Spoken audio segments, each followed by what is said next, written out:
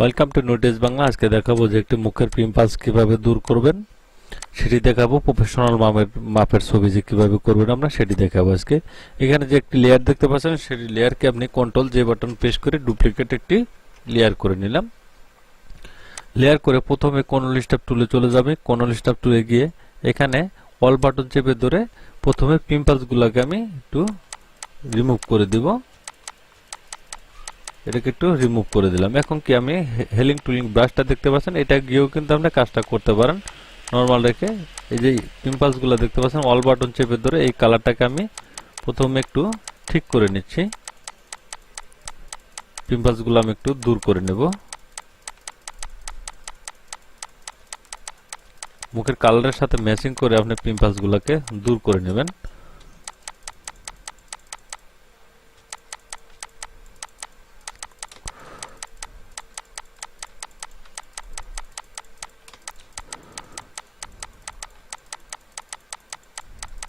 মোটামুটি কিন্তু পিম্পলসগুলো কিন্তু দূর হয়ে গেছে। আমি কপালেরগুলো ঠিক করে নিচ্ছি। এটা কিন্তু দূর হয়ে গেছে দেখতে পাচ্ছেন। এখন এই দুটি লেয়ারকে আমি এক করে দিচ্ছি। এক করে নিয়ে এটাকে আবার কন্ট্রোল জে বাটন প্রেস করে দিলাম।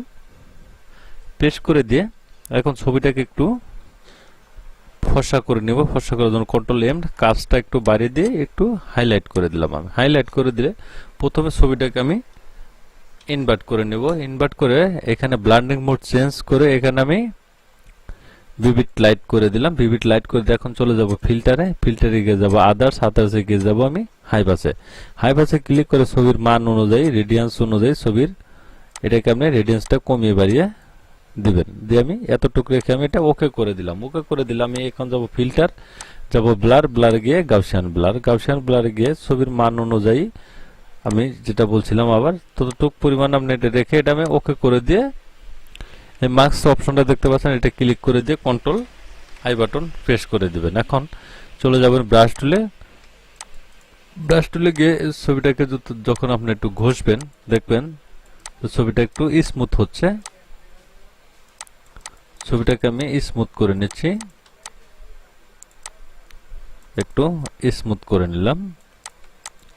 স্মুথ করে নিয়ে একটু কালারটা একটু অন্যরকম হয়েছে কিন্তু এখন দেখতে পাচ্ছেন। এটা স্মুথ করে নিলাম। এটা দুটি লেয়ারকে আমি এক করে দিলাম। এক করে দিয়ে এখন চলে যাব ফিল্টার, ইমেজ নয়েজার প্রফেশনাল, এটা ক্লিক করে দিতে আমি আর একটু লুমিনাসটা একটু কমিয়ে দিয়ে এটা আমি ওকে করে দিলাম।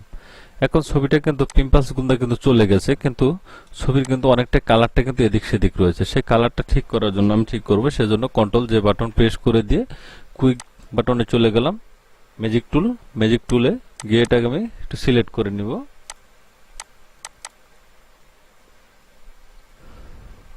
সিলেক্ট করে নিয়ে ব্রাশ টুলের মাধ্যমে আমি কালারটাকে একটু ঠিক করে নেব। কালারটা ঠিক হয়ে একটু অপাসিটি আমি একটু কমিয়ে দিলাম।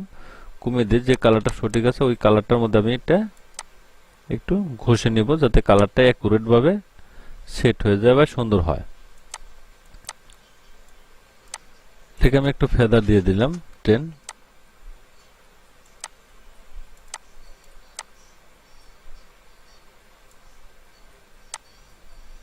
একটু কালারটাকে একটু ঘষে নেই। ঘষে কালারটাকে আগে পুরোটা অ্যাডজাস্ট করে নেব যাতে অ্যাকুরেট কালারটা থাকে এখানে। ঘষে এটাকে আমি ওকে করে দিলাম। এখন কন্ট্রোল ডি বাটন সিলেক্ট করে দিয়ে উঠিয়ে দিলাম। উঠিয়ে দিয়ে এখানে অপাসিটিটা আমি একটু কমিয়ে দিব। এখানে অপাসিটিটা কমিয়ে বা ফিলটা একটু কমিয়ে দিয়ে এটা আমি ওকে করে দিলাম। এখন দুটি লেয়ারকে এক করে নিলাম। এখন দেখেন আগের যে ছবিটা ছিল আর এখনকার ছবিটা এটা কিন্তু অনেকটাই ডিফারেন্স কিন্তু হয়ে গেছে।